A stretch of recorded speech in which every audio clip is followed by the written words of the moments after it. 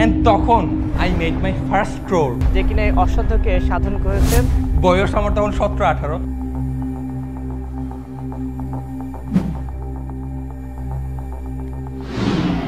Proposal পাঠাই, পিওনিয়ারের payment পাঠিয়ে দে, proposal পাঠাই, পিওনিয়ারের পেমেন্ট পাঠিয়ে দে, প্রপোজাল পাঠাই, পিওনিয়ারের পেমেন্ট পাঠিয়ে দে।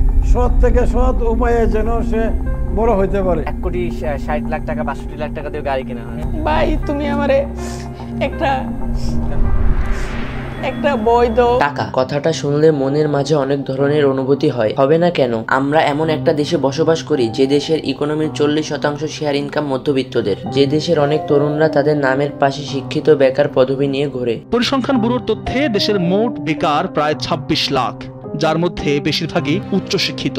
মাস্টার্স পাস প্রায় 7,65,000-এর মধ্যে 30%ই বেকার।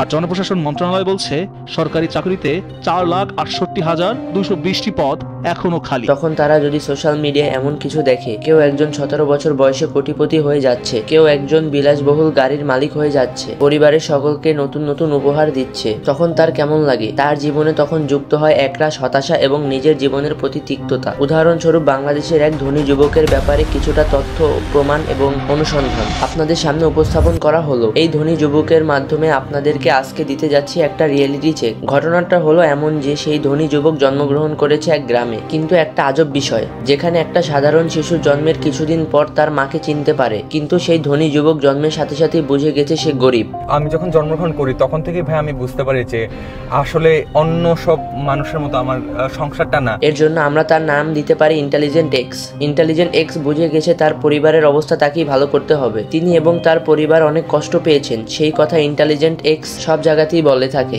তাকে যেই প্রশ্নই করা হোক, সে সেটার উত্তর তার দুঃখে ভরা জীবন থেকে তুলে আনেন। কারো দুঃখ দুর্দশাকে ছোট করে দেখছি না, বাস্তব জীবনে এর থেকে বেশি দুঃখ দুর্দশা প্রমাণ আপনার আমার সকলের কাছেই আছে। কিন্তু এই দুর্দশার অতীতকে কেউ যখন বারবার ঢাল হিসেবে ব্যবহার করে, তখন আমাদের সকলের আপত্তি থাকবে। ইন্টেলিজেন্ট এক্স কিভাবে যেন 17 বছর বয়সে কোটিপতি হয়ে যান, শুধু তাই নয়, কিছু সময়ের ভিতরে সে হয়ে যায় 3টা বিলাসবহুল গাড়ির মালিক। তারপরেই তিনি শুরু করেন তার সমাজসেবা, সস্তা মোটিভেশন।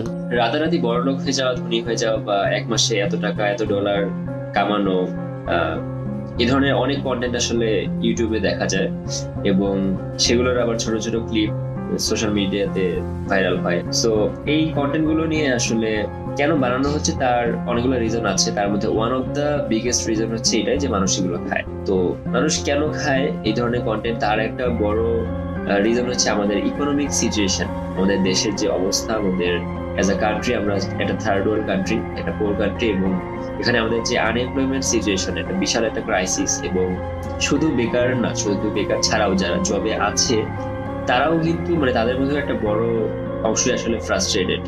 সো পুরো জব মার্কেটটা আসলে অনেক বেশি ভোলাটাইল এবং অনেক বেশি ফ্রাস্ট্রেশন এখানে আছে।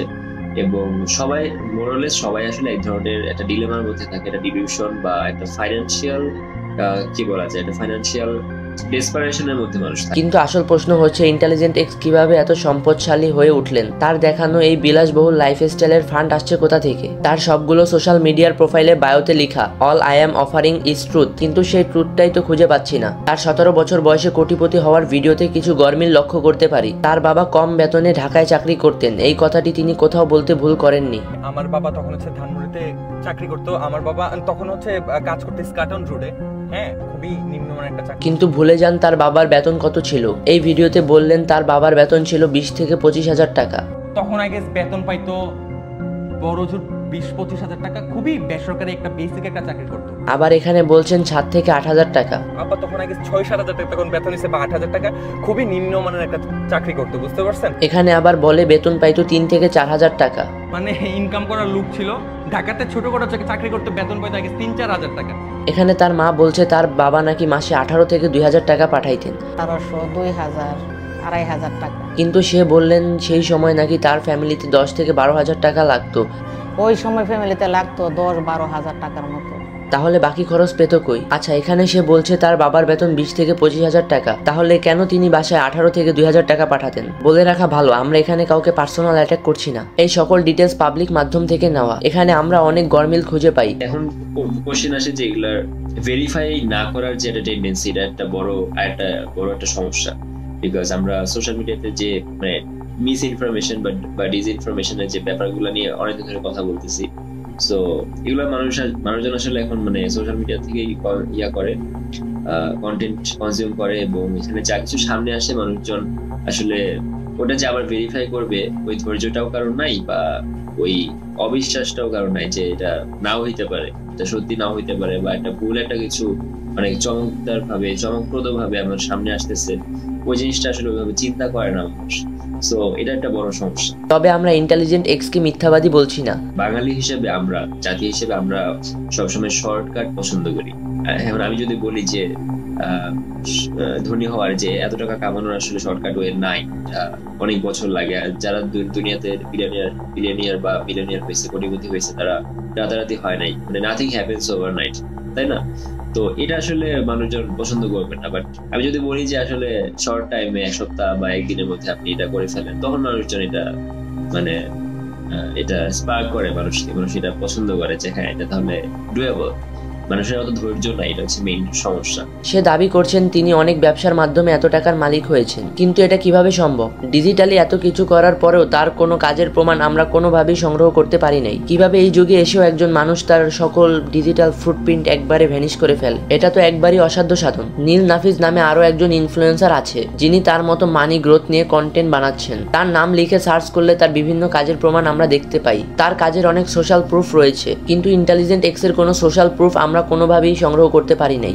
এখন আসি যারা বানাচ্ছে তাদের বিষয়টা। সো এখানে দুই ধরনের ক্রাইম হইতে পারে। এটাকে আমরা যে ফেক কন্টেন্ট বলতেছি সেটা অ্যাকচুয়ালি ফেক হইতে পারে, যে কেউ একজন বলতেছে যে আমি এত টাকা কামাচ্ছি, এত কোটিপতি হয়ে গেছি, এটা সেটা, বাট অ্যাকচুয়ালি সে ফ্রড, সে আসলে এত টাকা কামায় না, বা অন্য কিছু একটা পুরো একটা ফ্রড আছে। সে হয়তো এমনিতেই বড় লোক, বাট কিছু একটা দেখাইছে যে এটা করলে আমি বড় লোক হয়ে গেছি, এরকম কিছু একটা, রাইট? সো ওইটা তো একটা ইনভেস্টিগেশনের বিষয়, যে সে আসলে কি এত টাকা কামায় কিনা, বা সে যে ওয়েটা শেখাচ্ছে সেটা কি আসলেই অথেন্টিক কিনা। এখানে একটা ভাবার বিষয়বস্তু আছে, তিনি তার সস্তা মোটিভেশনের মাধ্যমে কোনো তাবিজ বিক্রি করছেন না, তাহলে তার মোটিভটা কি? এখানে একটা উত্তর হতে পারে, पिछले साल एज एन इन्फ्लुएंसर इतना पैसा कमाया ना मैंने, साला MBA बैंक स्टार्टअप कभी कहीं इतना पैसा नहीं कमाया। এই লোক ইউনিকর্ন কোম্পানির মালিক, যে কিনা তার কোম্পানির মূল্য $1 বিলিয়ন উপরে বিল্ড করেছেন। এত টাকা কামানোর পরও বলছে উনি ওনার লাইফে সব থেকে বেশি ইনকাম করেছে অ্যাজ এ ইনফ্লুয়েন্সার হিসাবে। বাট আমি যে জিনিসটা হাইলাইট করবো, যে পয়েন্টটা, সেটা হচ্ছে এটা ফেক না হলেও কিন্তু this is very problematic.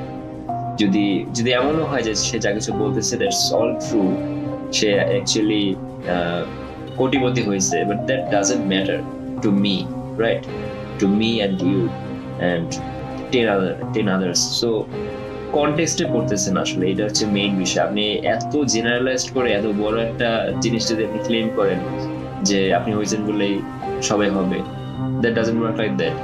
And এটার মাধ্যমে আসলে অনেক বেশি ক্ষতি করতেছে। আমি যদি বলি যে সেই কন্টেন্টটা 1 মিলিয়ন মানুষ দেখলো, তার মধ্যে আমি কয়জন তার মতো সাকসেসফুল হবে? 1 জন 2 জন, ধরলাম 10 জনও হইলো, বাট বাকি যে এতগুলা মানুষের যে কত বড় ক্ষতি হয়েছে এই জিনিসটা কিন্তু আমরা বুঝতে পারি। উনি ওনার চ্যানেলে যা ইচ্ছা তাই দেখাবেন, এটা সম্পূর্ণ তার ব্যাপার, কিন্তু এতে ভয়াবহ ক্ষতিটা হচ্ছে আমাদের সমাজের। তাদের মতো ইনফ্লুয়েন্সাররা আমাদের ভিতরে একটা অপ্রাপ্তির অনুভূতি, একটা শূন্যতা তৈরি করে। আপনি নিজেকে মূল্যহীন ভাবতে শুরু করেন। ওকে, সো করণীয় যদি আমরা চিন্তা করি, তাহলে ফার্স্ট অফ অল যে জিনিসটা আমাদের বুঝতে হবে সেটা হচ্ছে কে কোন টাইপের কন্টেন্ট বানাবে সেটা আমরা কখনোই ফ্ল্যাগ করতে পারবো না। সেটা আমরা কখনোই নিয়ম করে বা রুলস আইন প্রয়োগ করে আসলে এটা করা সম্ভব না, বিকজ সোশ্যাল মিডিয়া, ইন্টারনেট জিনিসটা একটা ফ্রি প্ল্যাটফর্ম, এটা সবার জন্য। সো একদম অথরিটি, ইউটিউব অথরিটি বা ফেসবুক অথরিটি যতটুকু করতেছে ওইটাই অফিসিয়াল। সো এর বাইরে গিয়ে দেশ থেকে কোনো কিছু আসলে আমরা করতে পারতেছি না, ওটা এখন ফিজিবল না বা এটা সম্ভব না। So what we can do is content কনজাম্পশনের উপরে প্রথমত ফোকাস করতে হবে, যে আমরা অডিয়েন্সরা যা কিছু দেখতেছি ওইটা, যেমন আমি যদি এরকম একটা কন্টেন্ট দেখি, আমি তো ওভারওয়েলড হব না, বিকজ আমি বুঝতেছি যে এটা এভাবে কাজ করে না। সো এই সেন্সটা, এই আইকিউটা আসলে আমাদের সবার মধ্যে একটু আনতে হবে, একটু লজিক্যালি চিন্তা করতে হবে। সো এটা যদি না করি তাহলে আমরা আসলে নিজের পায়ে নিজের কুড়াল মারতেছি, নিজেদেরই ক্ষতি করতেছি। সো পড়াশোনা বাদ দিয়ে বা লজিক্যালি চিন্তা না করে আমরা যদি ড্রপ শিপিং শুরু করলাম বা ট্রেডিং শুরু করলাম, মানে র্যান্ডম জাস্ট দেখতেছি অনেকে সাকসেসফুল হয়েছে, দ্যাটস ওয়াই আমি শুরু করলাম। সো এইভাবে আসলে হয় না। সো একটু লজিক্যাল থিঙ্কিং বাড়াতে হবে। যদি অ্যাকচুয়ালি ফ্রড হয়ে থাকে, সাপোজ পুরা ফেক করতেছে একটা মানুষ পুরা কন্টেন্ট দিয়ে, তাহলে ওই জিনিসটার আসলে রেগুলেশন থাকা উচিত, সেটা উচিত। এবং আমরা রিসেন্টলি যে সাইবার ল এর কোঅর্ডিনেন্স পাইলাম, সো এই রুলগুলার, এই ল গুলার ভিতরে এই জিনিসগুলা অ্যাড করা উচিত যে কে আসলে মানুষ যদি একদম ফেক কোনো কিছু দিয়ে কন্টেন্ট বানায়, এটা তো আসলে মানুষকে মিসগাইড করা হচ্ছে, মিসলিড করা হচ্ছে। সো ওটার আসলে রুল থাকা উচিত। সো তাহলে I think it will work. এখন হবে রিয়েলিটি চেক। অন্যর সাথে নিজেকে তুলনা করার এই ট্র্যাপ থেকে বের হয়ে আসতে হবে। এই ট্র্যাপ থেকে বের হওয়ার জন্য রিয়েলিটি চেক দরকার। আপনার প্রয়োজন নিয়ে একটা লিস্ট তৈরি করুন, আপনার প্যাশন এবং আপনার গোলস লিখে ফেলুন সেখানে। তাহলে আর অন্যের দেখানো সাকসেসের সংজ্ঞা অনুযায়ী চলার প্রয়োজন নেই, নিজে নিজে সাকসেসের সংজ্ঞা তৈরি করতে পারবেন। আজ এই পর্যন্তই।